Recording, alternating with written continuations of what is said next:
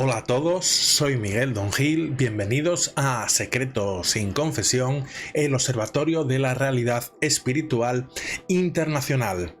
Si eres nuevo en la plataforma, te invito a que te suscribas y sigas cada nueva entrega semanal. Estamos emitiendo la edición número 25, que corresponde al sábado 30 de diciembre de 2023.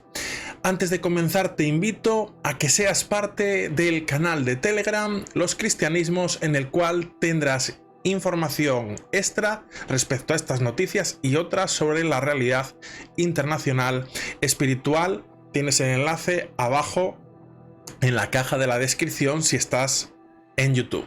Los principales temas y noticias que trataremos son muy interesantes, así que debes quedarte hasta el final para no perderte ningún detalle. En primer lugar, dolor en la prelatura del Opus Dei por los casos de abusos ocurridos en su interior. El Opus Dei ha ofrecido información respecto a los casos de abusos a menores producidos en España. Hay que decir que esta nota de prensa se emite en el contexto de la actualización sobre abusos en el contexto eclesial por parte de la Iglesia Católica Española, y la prelatura del Opus Dei comunica en su propio portal que investigan todos los casos de menores de los que han recibido denuncia, tanto actuales pero también antiguos, aunque estén prescritos. También los están revisando, informa la prelatura, de acuerdo con el protocolo de protección de menores de 2013, revisado en 2020, y siempre está dispuesta la prelatura a colaborar con las autoridades civiles. Por cuanto se refiere en esta nota o esta información, los casos investigados por la prelatura han sido un total de 7. 4 afectan a sacerdotes y 3 a laicos de la prelatura. De los 4 casos referidos a sacerdotes, 3 habían prescrito civilmente, por lo que solo fueron considerados desde el punto de vista o desde el ámbito canónico. En el primer caso, el tribunal eclesiástico condenó al sacerdote, quien fue expulsado del estado clerical. En el segundo caso, la causa canónica quedó archivada por el fallecimiento del sacerdote encausado. En el tercer caso, el proceso canónico está en curso.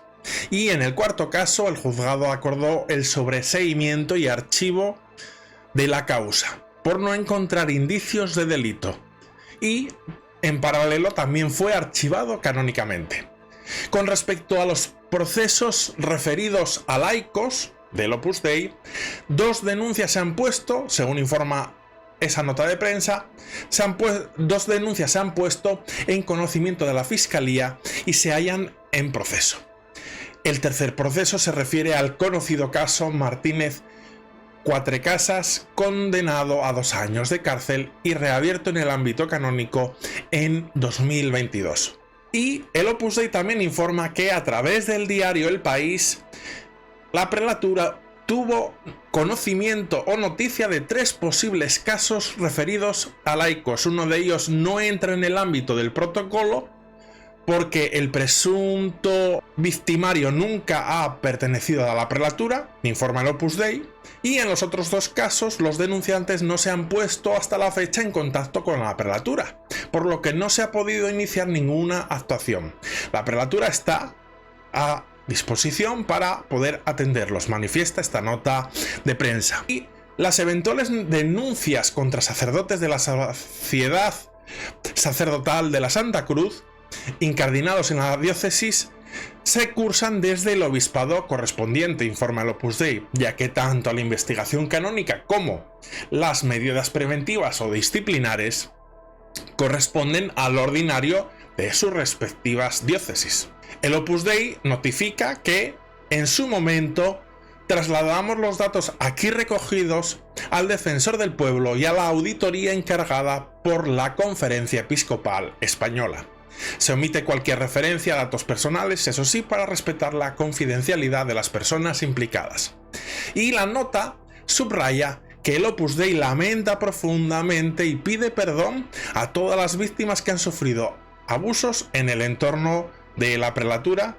Esta información supone un claro reconocimiento del Opus Dei de su responsabilidad, de la culpa en algunos casos y el desconocimiento en otros, y el deseo de dar transparencia a la realidad de los abusos dentro de la prelatura, esa transparencia que se busca desde la Iglesia Católica y que aplica el Opus Dei dentro de su seno. Es una transparencia y una muestra a tener en cuenta de querer reconocer el daño y pedir perdón en esos casos que son casos de abusos dentro del Opus Dei, y que es una buena muestra de transparencia hacia la sociedad el que la prelatura reconozca este problema con el que hay que acabar y erradicar totalmente, no solo en la Iglesia, sino en toda la sociedad.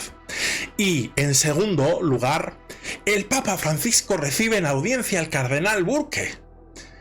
A punto de concluir el 2023, sorprendió en los medios de comunicación el hecho de que el Papa Francisco haya recibido una audiencia privada al cardenal Burke, a quien, recordemos, suspendió de los privilegios cardenalicios en lo que respecta a Roma, tener un apartamento y también tener una asignación propia. Eso se le quitó. Recordemos que salió en los medios de comunicación, la gente lo entendió, o muchas personas lo entendieron como un castigo directo al cardenal.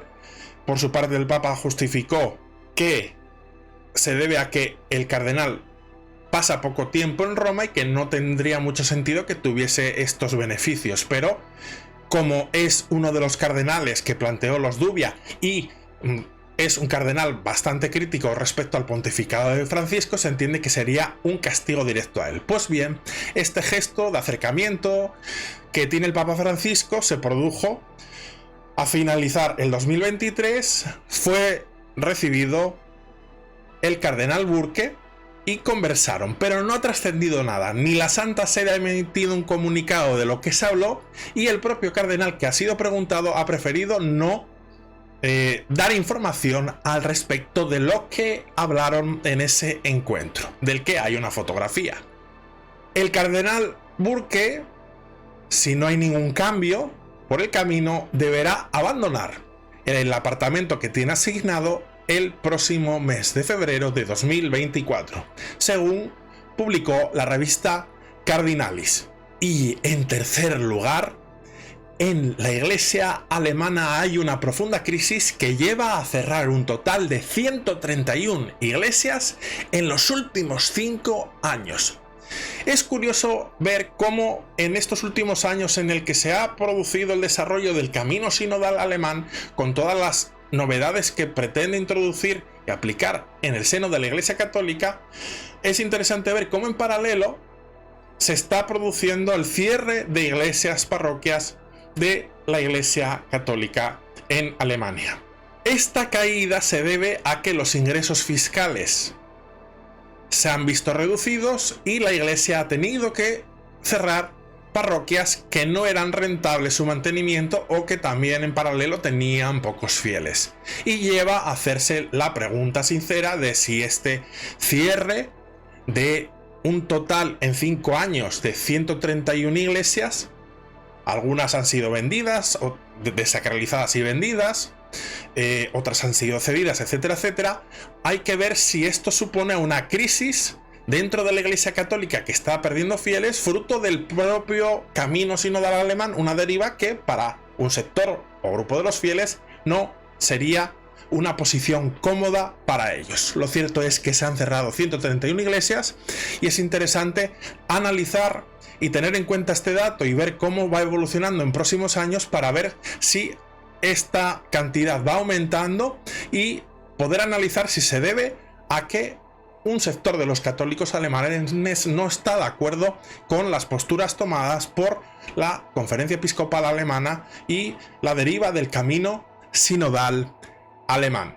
Y en cuarto lugar, cristianos de base piden un alto al fuego permanente en Gaza y que no se use la religión para enfrentar, para dividir. Distintas organizaciones que reúnen a cristianos de base han presentado el viernes 29 de diciembre un manifiesto por la paz y en contra del genocidio en Palestina y han reclamado que no se usen las tradiciones religiosas para enfrentar y eliminar al competidor religioso.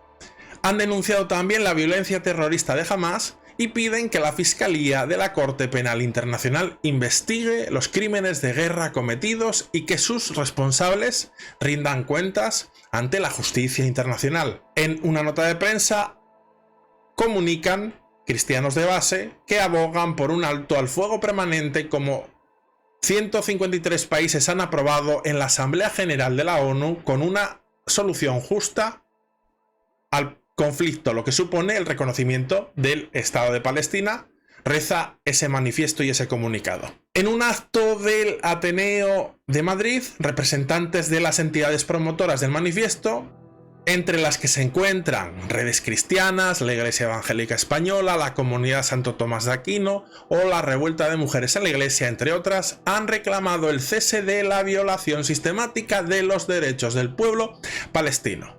En quinto lugar, los mormones poseen un gran archivo a nivel internacional con la genealogía mundial. Esta noticia es interesante en el sentido de que dentro de la comunidad de los mormones, cuyo nombre oficial es la Iglesia de los Santos de los Últimos Días, tienen un gran interés por investigar y conocer la genealogía de la población mundial. Es así que durante décadas han invertido mucho tiempo, mucho esfuerzo con voluntarios y mucho interés en recapitular, fotografiar y actualmente digitalizar los fondos de los archivos diocesanos de las parroquias, también con las actas de bautismo, matrimonio y defunción, para con toda esa información, tanto eclesiástica como también de los archivos civiles, poder reconstruir el árbol genealógico de la humanidad. Esta es una tarea que se ha ido ampliando con el tiempo y tienen una página web que es Family Search, a través de la cual esa página web te permite acceder de manera gratuita a una búsqueda en sus fondos y poder encontrar tus antepasados, y es muy usado por genealogistas de todo el mundo para reconstruir su genealogía con diversos fines: querer conocer sus antepasados, poder averiguar de qué país procedían, etcétera, etcétera. Pero ¿cuál es el motivo que está detrás del interés de los mormones de investigar la genealogía familiar? Pues bien, hay una creencia asentada dentro de su confesión cristiana de que los vivos pueden bautizar dentro de esa iglesia a sus familiares fallecidos. Y es por eso el interés que ponen en buscar la información de sus antepasados, con el interés de que las personas que son miembros de esa iglesia puedan bautizar en nombre de sus antepasados, que aunque pueda parecer un sinsentido porque sería una especie de bautizo a la fuerza, vamos a decirlo así literalmente, pues puedan con esa información bautizarse en nombre de sus antepasados y alcanzar la salvación según las creencias de esta denominación religiosa. Y en sexto y último lugar, aparece un nuevo libro sobre coaching espiritual cristiano, de autoría de Miguel Don Gil, un servidor. Este libro, que aparece a finales del año 2023, es un libro breve de 80 páginas que tiene un formato ebook, un formato digital que se puede adquirir a través de Amazon Kindle, y tiene un precio bastante reducido de 2,69 euros. Está destinado a todas aquellas personas que necesitan un cambio en su vida, establecer sus metas personales, encontrar la paz que no tienen, también sanar sus heridas emocionales y poder vivir una vida plena y feliz, pero siempre basado en los preceptos cristianos. que es lo que añade este toque novedoso del coaching espiritual, pero cristiano, siendo el primer libro que se publica en concreto sobre este aspecto tan novedoso e interesante de la práctica del coaching espiritual, pero con un componente cristiano basado en las enseñanzas del propio Jesús de Nazaret. El libro se puede adquirir a través del enlace que va a aparecer en la caja de la descripción para los que accedan a través de YouTube, y creo que puede ser muy interesante para todas aquellas personas cristianas que están en un proceso de búsqueda, de maduración también en la fe, para todas aquellas personas de cualquier edad, a partir de aproximadamente de 16 años en adelante, pueden tener un gran interés en el contenido de un libro que está escrito de manera sencilla, va a lo concreto, a lo fundamental, y no es largo, es breve, porque pretende ser un manual o una herramienta de uso a lo largo de toda la vida.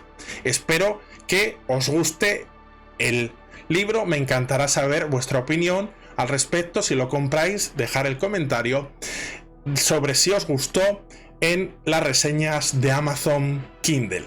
Y hasta aquí la información de esta semana. Sin más, como siempre, os invito a que me deis vuestra opinión sobre todas estas noticias.